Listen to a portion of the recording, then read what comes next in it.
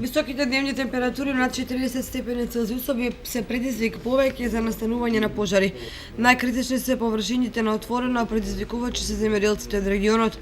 Затоа командирот на Кочанската територијална противпожарна единица Дејан Чарсов на состанокот за организирано делување во заштита од пожари посочи дека е забрането палењето на било каков оган на отворен простор, поготово на овие високи дневни температури кои што ги имаме. Посебен акцент би требало да дадеме на земјоделците и да испратиме еден апел до нив, затоа што по завршувањето на жетвените работи треба да внимаваат пред се со неисправната механизација која што се користи од страна на земјоделците, затоа што неисправната механизација секогаш представува голема опасност од појава на пожари, бидејќи најмала искра може да представува да доведе до пожар од поголеми размери, но исто така и да укажеме дека забрането палењето на старништата по завршувањето на жетвените работи.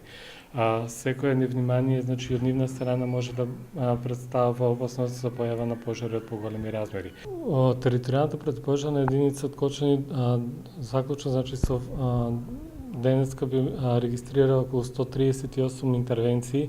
Тој потенцираше дека бројот на пожари периодов е зголемен, а од нив 78 се на отворен простор, 43 се на запалени стрништа или сува вегетација.